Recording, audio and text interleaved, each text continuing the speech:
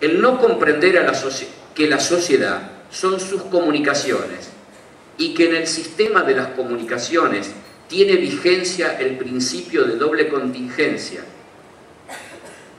principio que indica básicamente que toda comunicación puede ser decodificada por un alter respecto de un ego en forma diversa al sentido que ego pretende, produce efectos paradojales. Muestra por qué las políticas tantas veces fracasan y producen desilusiones que el sistema vuelve a tratar con la misma torpeza. Por ello es que desde las mismas ciencias sociales se ha terminado por admitir, tanto por los antropólogos culturales como por los sociales, que la evaluación del riesgo y la disposición a aceptarlo no es solo un problema psíquico, sino fundamentalmente un problema social.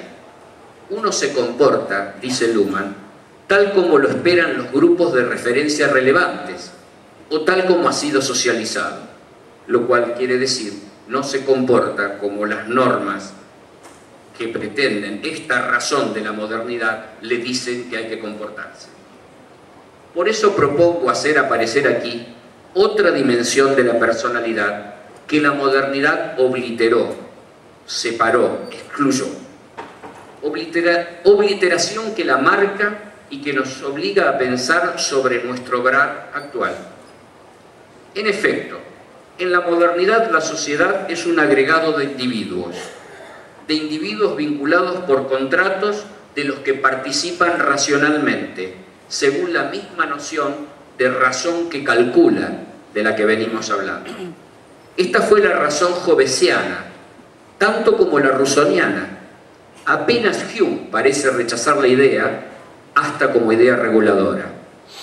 Aún más, según la tesis de Hegel, que en esto no diferirá con Kant, la razón humana es una, y como es una, es universal.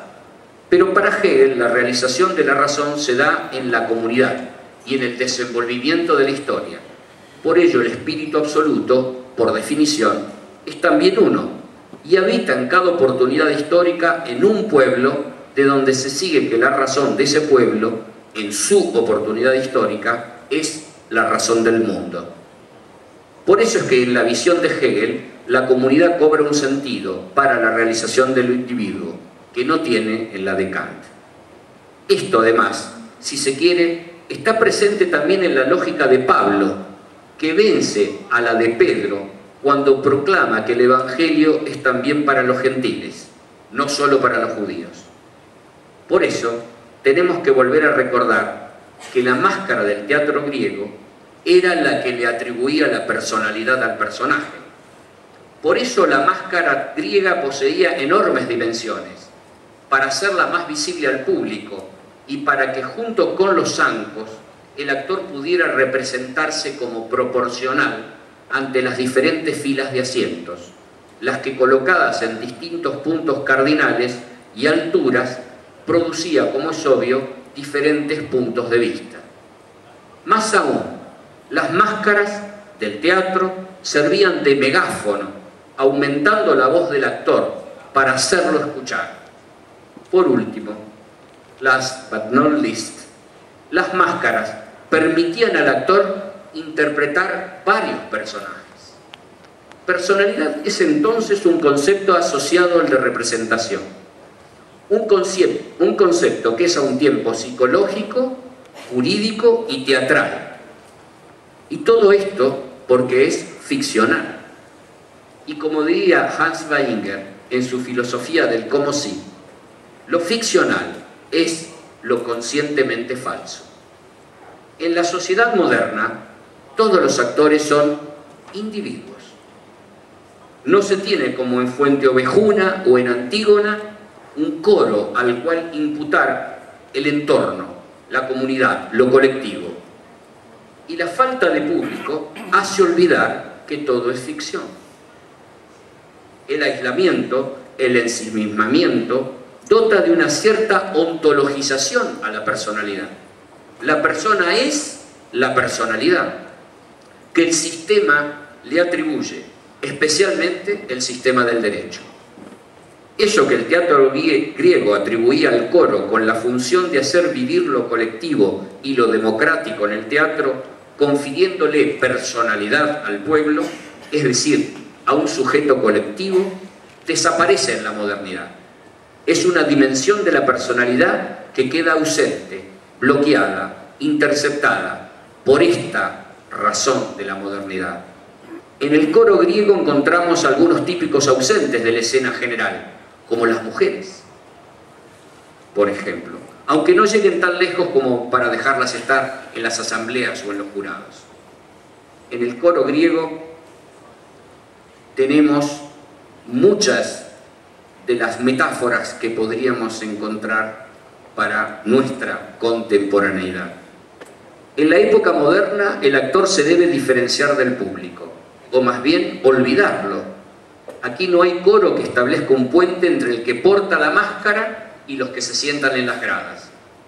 Una pregunta para formular a los investigadores, a los pesquisadores, sería: ¿cuáles aspectos de la construcción del derecho dejan afuera la noción de sujeto centrada en el individuo, pensando siempre y solo como individuo racional, y a la acción siempre y solo como acción racional? Es que otra dimensión de la personalidad la hemos de hallar en la oposición entre esta razón que pretende ser universal, o sea, única, y otras razones que no pueden ser admitidas porque no calculan. Es una razón, esta razón de la modernidad, que no deja entrar las razones del cuerpo, las del goce, las del deseo. También ellas deben ser sublimadas y dirigidas a la única acción productiva, la del mercado. Así como en la sociedad antigua se sublimaba la acción religiosa o la contemplación.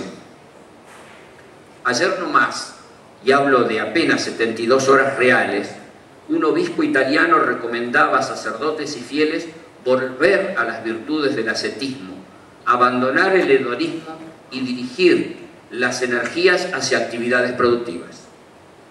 Dirigirla al libido, diría Freud, a la productividad.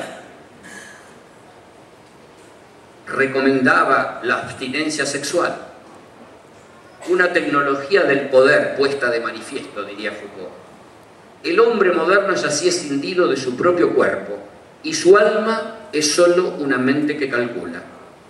Esta unidad de la diferencia entre cuerpo y alma, que en otras culturas se ha realizado de manera comunitaria, se opone al modo en que la razón de la sociedad moderna impuso el modo de atribución de responsabilidades o de derechos, es decir, de manera individualista. La separación de la comunidad en individuos es una operación necesaria para la sujeción del mercado. La posibilidad de asignar a todos y cada uno la responsabilidad por sus actos, como si hubiesen sido racionalmente decididos, según esa razón que calcula, es básica para poder calcular el mercado mismo. Aun si los hombres y las mujeres no calculan como se dice que calculan, aun si toman decisiones que no responden al cálculo racional de costos y beneficios. Es apenas una de las decisiones, una de las separaciones que padecemos hasta hoy. Es por eso que el concepto de persona que vemos aparecer en el siglo XX está elocuente y congruentemente expresado en el positivismo de Kelsen. Una persona es, en términos de la teoría de Kelsen, un centro de imputación de normas. Y no hay duda que es congruente. ¿Cómo decir, en clave del positivismo, qué cosa es la personalidad sino una máscara, una representación arbitraria a la que se le imputan de modo no menos arbitrario las consecuencias que prevén las normas, pensando a esas personas siempre como una entidad que calcula? Un viejo tango de la Argentina dice más o menos así: los jueces de mármol nunca comprendieron que a veces la vida obliga a matar.